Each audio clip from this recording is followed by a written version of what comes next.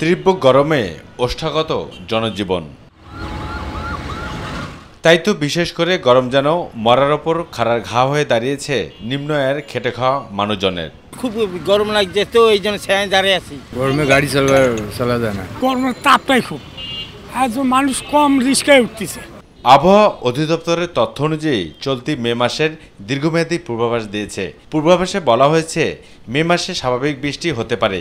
দেশের চট্টগ্রাম ও সিলেট, ঢাকা, ময়মনসিংহ সহ বরিশালের কোথাও কোথাও 1 থেকে 3টি মৃদু থেকে মাঝারি এবং 1 থেকে 2টি তীব্র তাপপ্রবাহ বয়ে যেতে পারে, হতে পারে শিলাবৃষ্টিও।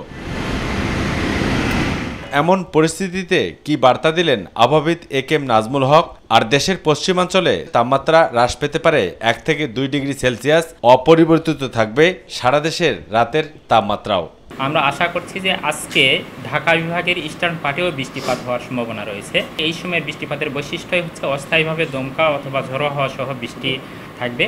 আধা ঘন্টা থেকে 1 ঘন্টা এই সময়ের মধ্যে বৃষ্টিপাত হওয়ার চান্স আছে। সেই সাথে কোথাও কোথাও শিলাবৃষ্টিও হতে পারে। পশ্চিমাঞ্চল, খুলনা, রাজশাহী বিভাগের অঞ্চলগুলোতে যে তীব্র থেকে অতি তীব্র তাপপ্রবাহ বয়ে চলেছে, এই সিভিয়ারিটি কিছুটা কমে আসতে পারে।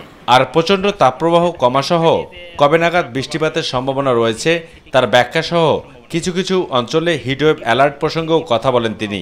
তবে 3 মে থেকে কমবে তাপমাত্রার পারদ। আর আমরা আশা করছি যে ঢাকা বিভাগে যে তাপপ্রবাহ রয়েছে সেটাও ইন্টেন্সিটি কিছুটা কমে আসার সম্ভাবনা রয়েছে। 3 তারিখের পরে ঢাকা থেকে ইস্টার্ন পার্টে বৃষ্টিপাত হওয়ার সম্ভাবনা রয়েছে এবং সেই এলাকাগুলোতে হিটওয়েভ এরিয়া কমে যেতে পারে। দেশের চলমান তাপপ্রবাহ থেকে রক্ষা পেতে হলে আবহাওয়া অধিদপ্তরের যে পূর্বাভাস দেওয়া হয়েছিল আগামীকালকা থেকে বৃষ্টিপাত এবং কালবৈশাখী ঝড় হবে, সেটি যদি হয় তাহলে জনমনে কিছুটা হলেও স্বস্তি ফিরে আসবে, এমনটাই মনে করছেন আবহাওয়াবিদরা।